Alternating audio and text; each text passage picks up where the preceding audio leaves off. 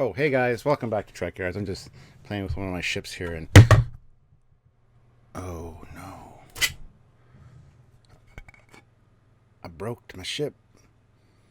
It's just a model, and it fell and it broke so easily. Well, I have a feeling, Stuart, that if you replace the transponder relay, the saucer will come together.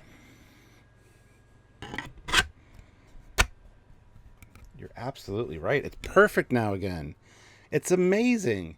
It'll still fly, I'm sure. Welcome back to Trekyards, guys. I'm Captain Foley. I'm Connor Coggins. Today we're talking about episode 2 of Discovery, The Crash.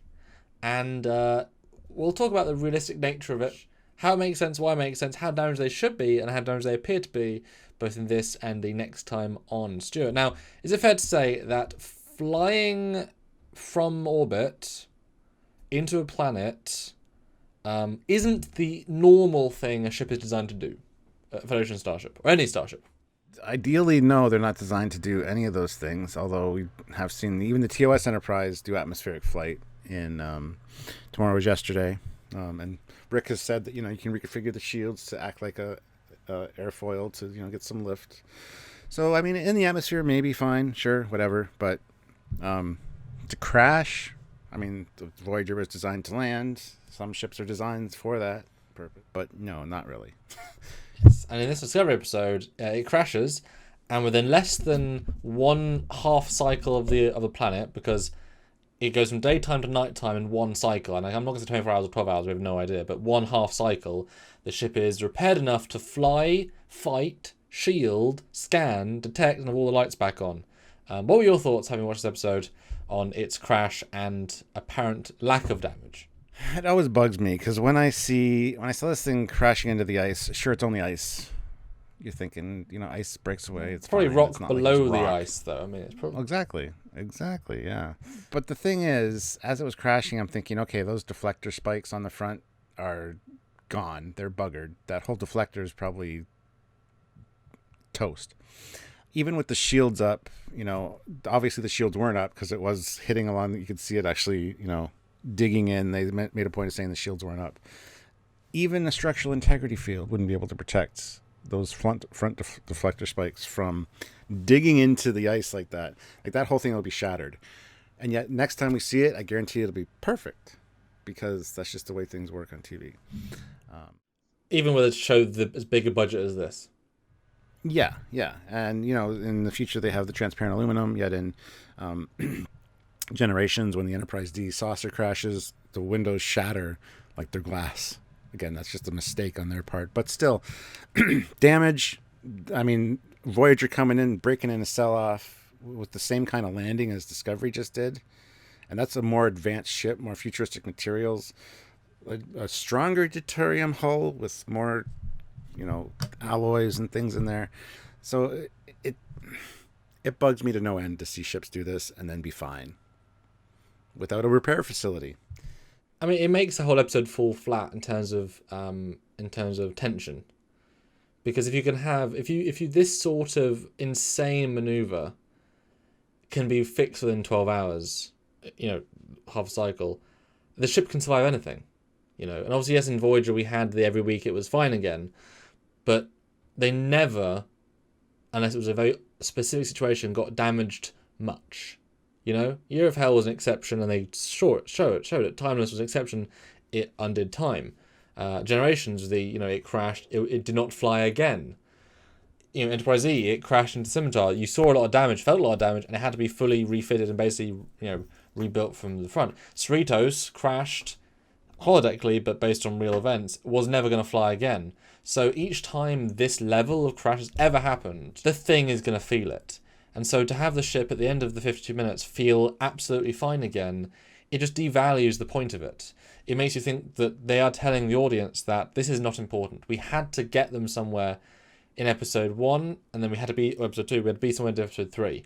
But in reality, this sort of crash would have not only... at least they should have the bottom of the secondary hull scratch all the paint gone. Like, change that model. Like, it should be radically, scarred.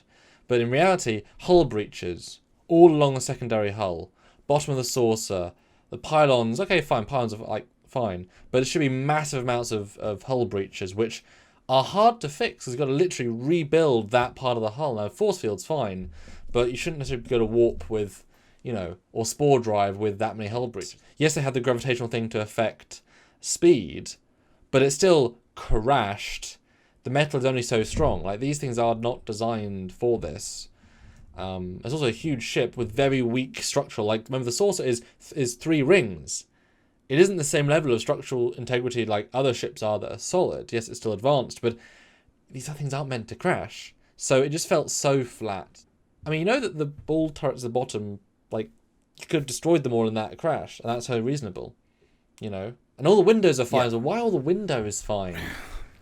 That's what I was just about to say. There's windows on the bottom of that secondary hull.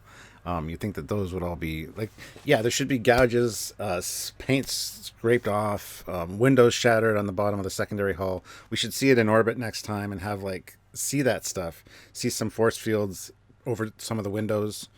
We're not going to, and trust me, those deflector spikes, the 2 of them are going to be back, and they're going to look perfect, and it's going to be a pain in my butt. But yeah, even with the way it came in, and it was nose front sliding like this, because that's how the ship is designed. Yeah, you'd think that the inner ring, the front windows along the bottom would be broken as well. Even the outer ring, the lower planetary sensor dome on the bottom of the saucer should be messed up. And like you said, with the phasers, they are ball turrets. So all it takes is something to catch one of those turrets and pop it out. This is from orbit, guys.